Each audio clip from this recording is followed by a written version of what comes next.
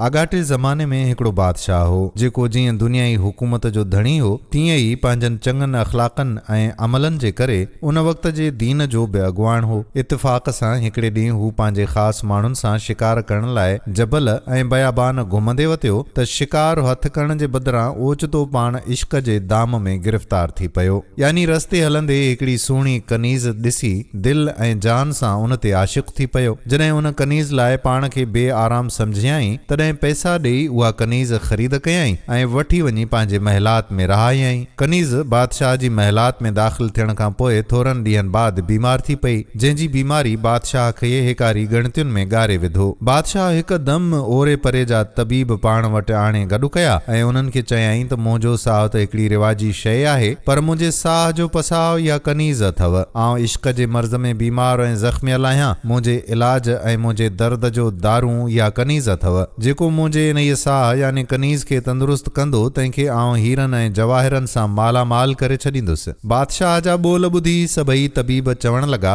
त जीअंदा क़िबला, असां मां हर हिकु तबीब ज़माने जो मसीह करे सम्झिजो। अहिड़ो मर्ज़ ई न आहे जंहिंजो असीं इलाज करे न सघंदासूं। असां सिर जी चोट ॾींदासूं ऐं गॾिजी हिक ॿिए सां सलाह करे दवा दारू कंदासूं। ख़ैर, तबीबनि कनीज़ जी दवा दरमल करण में 20 ई नहनि जा ज़ोर लाता, पर को बि इलाज कारगर न थिए थियो। जीअं जीअं तबीबनि दवाऊं पए कयूं तीअं तीअं कनीज़ जो हाल अबतर थींदो वियो। सच आहे त जॾहिं बीमार जे हक़ में का इलाही क़ज़ा अचे कड़कंदी आहे तॾहिं तबीब जो अक़ुल मारिजी वेंदो आहे ऐं फ़ाइदे वारी दवा बि नुक़सान पैदा करे विझंदी आहे। आख़िर सभु तबीब ज़ोर लॻाए नाउमेद थी हलिया विया। बादशाह जंहिंजे दिलि जूं ॻंढियूं कनीज़ सां हुयूं तंहिं जॾहिं इहो हाल ॾिठो तॾहिं पेर उघाड़ा करे इबादत गाह ॾांहुं डोड़ी आयो ऐं उते अखियुनि मां आब आणे पंहिंजे सचे साईं अॻियां सिर सजदे में करे पुकारियईं त अए ख़ल्क़नहार, ॾातार, दुनिया जी बादशाही बख़्शींदड़, आउं तुंहिंजी ॾातारी अॻियां कुझु बि न आहियां। असांजो सारो हाल तोखे रोशन आहे। असीं तोखे चई छा ॿुधायूं? असांजे मुश्किलातुनि हल करण वारो ऐं असां भुलियलनि खे रस्ते ॾेखारण वारो तूं ई आहीं। असांखे पंहिंजूं कोशिशूं कंहिं कम न आयूं। तुंहिंजे रहम ऐं फज़ुल खां सवाइ असांजी ॿी का बि वाह कान्हे। सजदे में सिर रखी ईअं पुकारींदे ऐं रोईंदे बादशाह खे उते ई निंड अची वई। हक़ ताला जंहिंजे रहम ऐं फज़ुल जो दरिया आजिज़ी कंदड़नि ऐं पछताईंदड़नि ते हमेशा पालोटूं कंदो रहंदो आहे, तंहिं पंहिंजो रहम कयो ऐं बादशाह खे निंड में हिन तरह आवाज़ आयो, अए बादशाह, तोखे मुबारकूं हुजनि जो तुंहिंजी मुश्किल हल थी वई आहे। सुभाणे हिकिड़ो परदेसी माण्हू असांजे तरफ़ां ईंदो, तंहिंखे हाज़िक़, हकीम ऐं सचो ईमानदार करे ॼाणजांइ ऐं उन जी तबियत ऐं तबाबत में ख़ुदाई कुदरत जो जलवो पसजांइ। उन ई आवाज़ ॿुधण खां पोइ बादशाह जाॻियो ऐं दिलि में घणी ख़ुशी पैदा थियसि। धणीअ सॻोरे जी शुक्रगुज़ारी बजा आणे सुबुह जो उन परदेसी माण्हूअ जी वाट निहारण लॻो। तव्हांजो हिकिड़ो शख़्स जो बदन में ज़ईफ़ मगर मुंहं में मणियादार हो, सो पाण ॾे ईंदो ॾिठाई। हुन जे चमकंदड़ ऐं नूरानी मुंहं मां मालूम कयई त इहो ई ख़ुदाई हकीम मूं वटि अची रहियो आहे। तंहिं करे तमामु घणी हुब सां हुन जो वञी इस्तक़बाल कयई ऐं ॿई ॼणा पाण में ईअं मिली विया जीअं खंडु गुलाब जे पनखिड़ियुनि सां मिली गुलकंद बणिजी पवंदो आहे। बादशाह बि को ठलो ठिकर न हो, पर अंदर जे सोजरे वारो हो। तंहिं करे उन्हनि जा रूह बिना सुईअ जे हिक ॿिए सां सिबजी विया। बादशाह निहायत हुब ऐं अदब सां उन हकीम खे चयो त ए दरवेश, हाणे तूं ई मुंहिंजो माशूक़ आहीं ऐं न हूअ कनीज़। दुनिया में हिकिड़नि कमनि जे वसीले ॿिया कम हासिल थींदा आहिनि। जीअं त कनीज़ जे शिफ़ा लाइ धणीअ दर आज़ी न्याज़ी करण जे वसीले तो जहिड़े नूरानी शख़्स जी फैज़ भरी मुलाक़ात हासिल थी अथमि ऐं तुंहिंजी तशरीफ़ आवरीअ करे कनीज़ खे बि इंशा अल्लाह शिफ़ा हासिल थींदी। दोस्तो, असीं ख़ुदा ताला खां घुरूं था त असांखे अदब सां हलण चलण ऐं अदब सां घारण गुज़ारण जी तौफ़ीक़ बख़्शे, छाकाणि जो जंहिं माण्हूअ में अदब न आहे सो ख़ुदा ताला जे फज़ुल खां धिकारियल रहंदो। ॾिसो त बादशाह हुन दरवेश जो केॾो न अदब कयो। बादशाह हुन ग़ैबी तबीब खे निहायत ताज़ीम सां पाण वटि रहायो। हुन जे रहण सहण, खाधे पीते जी ख़िदमत बजा आणण ऐं हुन सां रस रिहाण करण बाद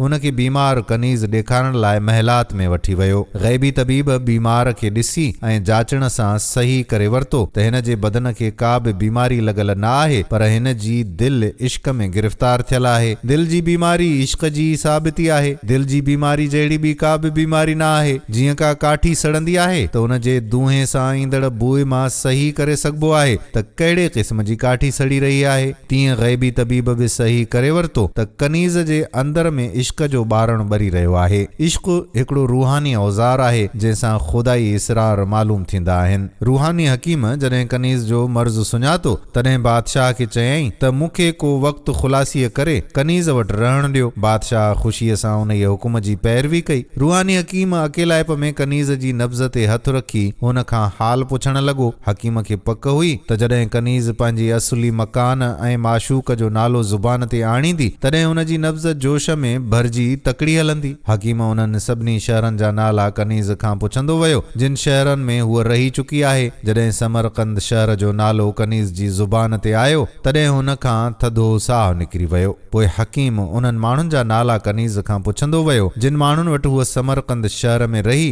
कनीज़ ॿुधायोसि त हिकिड़े सौदागर मूंखे समरकंद में हिकिड़े नौजवान सोनारे सरदार खे विकियो जंहिं वटि आउं 6 महीना फरहत ऐं मज़े सां रही हुयसि। इन्हनि लफ़्ज़नि चवण शर्त कनीज़ जा ॻाढ़ा गल ज़र्द थी विया ऐं संदसि नब्ज़ बे इख़्तियार तहरुक में अची वई। हकीम सही कयो त कनीज़ जे दिलि में उन ये नौजवान सोनारे जो इश्क घाव करे चुको आहे। पोइ हकीम उन सोनारे जे पाड़े ऐं मुहले जो ॾसपतो कनीज़ खां वरितो ऐं निहायत घणी दिलदारी ॾेई चयाईंसि त आउं तुंहिंजे दर्द जी दवा कंदुसि, यानी तोखे उहो तुंहिंजो माशूक मिलाईंदुसि, पर शर्त इहो आहे त तूं कंहिं सां बि ॻाल्हि न कंदीअ। आउं तोसां अहिड़ी भलाई कंदुसि जहिड़ी को पीउ पंहिंजी न्याणीअ सां करे। आउं तुंहिंजी दिलि अहिड़ी बहार कंदुसि जीअं बहारी बूंद चमन खे बहार करे। हीउ राज़ तोखे बादशाह सां खोलणो न आहे। उन ये हकीम जे मिठड़ियुनि मिठड़ियुनि ॻाल्हियुनि ऐं अंजामनि ऐं इकरामनि हुन बीमार कनीज़ खे ॾाढो ॾढु ॾिनो ऐं हूअ ख़ौफ़ ख़तरे खां बेडपी थी पई। हकीम जॾहिं कनीज़ जे दर्द जो राज़ मालूम कयो तॾहिं बादशाह वटि वियो ऐं कंहिं क़दर राज़ मां हुन खे वाक़िफ़ कयईं ऐं बादशाह खे चयईं त जेकॾहिं तूं कनीज़ जी सिहत ऐं सलामती घुरीं थो त उन ये नौजवान सोनारे खे घणो इनाम इकराम मोकिले समरकंद मां घुराए वठि। उमेद त उहो इनाम इकराम जी लालच ते हलियो ईंदो। हुन जे हिते अचण ते हिन कनीज़ जे मर्ज़ जो ख़ातिर ख़्वाह इलाज थी सघंदो ऐं हीअ बिल्कुलु चाक़ ऐं ताज़ी तवानी थी पवंदी। बादशाह हकीम जो हुकुम अखियुनि ते रखी हिकदम 2 निहायत दाना वज़ीर इनाम इकराम समेत समरकंद रवाना कया। जिन नौजवान सोनारे खे अची चयो त तुंहिंजे हुनर ऐं कारीगरीअ जी मशहूरी हर हंधि थी वई आहे, असांजे बादशाह सलामत तोॾां ही इनाम इकराम मोकिलिया आहिनि ऐं तोखे सोन जे किन नफ़ीस शयुनि ठाहे ॾियण लाइ पाण वटि घुरायो आहे, महिरबानी करे हल। सोनारो ॾाढो ख़ुशि थियो। उते वञी कमु करण बाद अञा बि वधीक क़ीमती इनाम इकराम मिलण जी उमेद रखी पंहिंजा ॿार बचा छॾे उन्हनि अमीरनि सां गॾिजी रवानो थियो। सोनारे जो दिमाग़ हुकूमत, इज़त ऐं सरदारी हासिल करण जे ख़्यालनि सां भरपूर हो, मगर इज़राइल जेको हुन जे साह कब्ज़ करण लाइ तयार हुयो तंहिं टोक तरह पे चयोसि त हलियो आ जेकी सिटराऊं कंदो वञी थो से सभु हासिल करे मोटंदे। सोनारो बादशाह वटि पहुतो। बादशाह तमामु घणी इज़त सां साणसि मिलियो ऐं शान शौकत सां संदसि रहण सहण जो बंदोबस्तु रखियईं ऐं सोन जो दुग ॾियारे चयाईंसि त इन्हीअ मां उम्दे नमूने जा जेकी बि ज़ेवर या बादशाही दरबार जे सिंगार जहिड़ियूं शयूं ठाहे सघी से वेही ठाहे। सोनारो उहो सोन वठी पंहिंजे कम में मशगूल थी वियो। तंहिंखां पोइ हकीम बादशाह खे चयो त हाणे उहा कनीज़ इन्हीअ सोनारे जे हवाले करे छॾ त हुन जे इश्क जी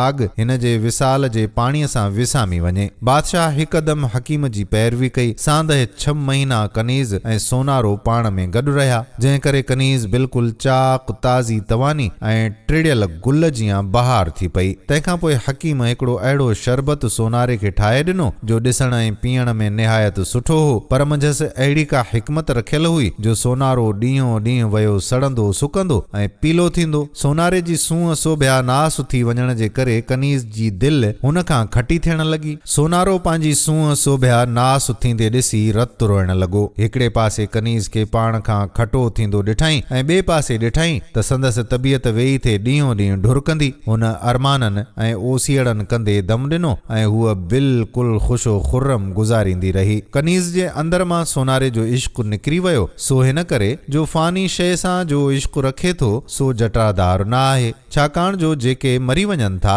से असां वटि मोटी अचणा न आहिनि। फ़ानी शइ जो इश्क बि फ़ानी। हमेशा जीअरे जागंदे माशूक यानी हय्य क़यूम जो इश्क ई रूह में तोड़े अखियुनि में हर वक़्तु मुखड़ीअ खां बि वधीक ताज़ो ऐं तवानो रहे थो। दोस्तों उम्मीद आहे त हीअ कहाणी तव्हांखे ज़रूर पसंद आई हूंदी। जे पसंद आई हुजे त पंहिंजे दोस्तनि प्यारनि सां वंड ज़रूर कजो। ईंदड़ वीडियो ताईं पंहिंजे मेज़बान कादिर बख़्श कल्होड़े खे ॾियो मोकल। अल्लाह वाही।